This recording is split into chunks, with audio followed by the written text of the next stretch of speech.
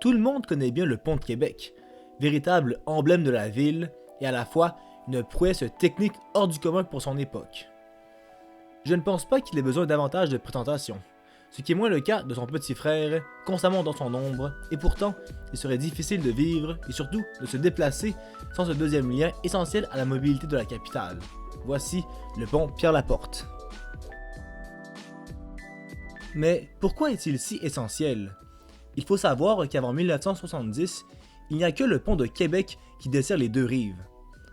Dans les années 60, les deux voies de ce dernier sont saturées par le trafic automobile dû à la démocratisation de ce moyen de transport et à l'essor des banlieues de la rive sud. C'est pourquoi le gouvernement de Jean Lesage propose trois solutions. Ajouter une ou des voies additionnelles au pont de Québec, une solution peu viable sur le long terme. Construire un tunnel autoroutier entre Québec et Lévis, un projet irréaliste et trop coûteux. C'est beaucoup d'argent, c'est vrai. Ou bien ériger un pont 100% autoroutier à 6 voies tout juste à côté du pont de Québec.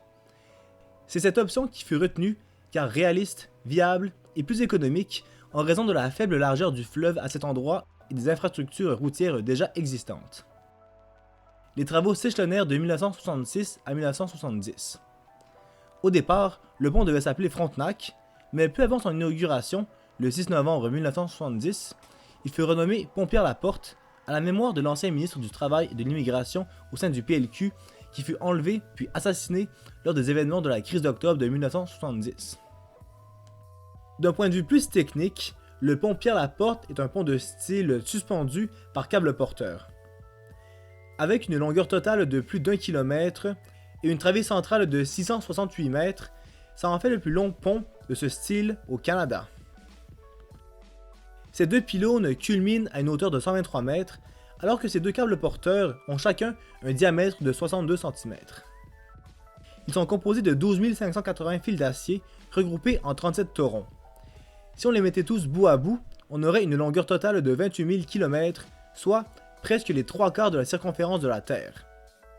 En 2020, pour son 50e anniversaire, le pont Pierre-Laporte a eu le droit à une cure de jeunesse afin qu'il puisse durer un autre 50 ans, voire 75 ans.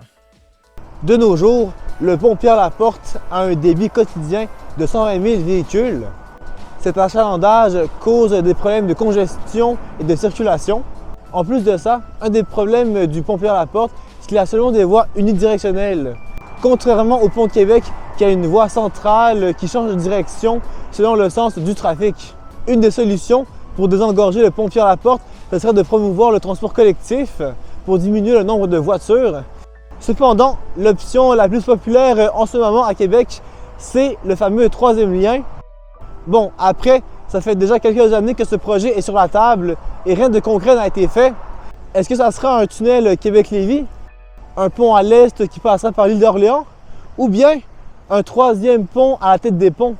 Si on se fie aux études, ce qui aurait le plus de sens, ce serait un nouveau pont à l'ouest du pont Pierre-Laporte, car c'est là où il y a le trafic et aussi, ce serait l'option la moins coûteuse, comme ce fut le cas il y a 50 ans.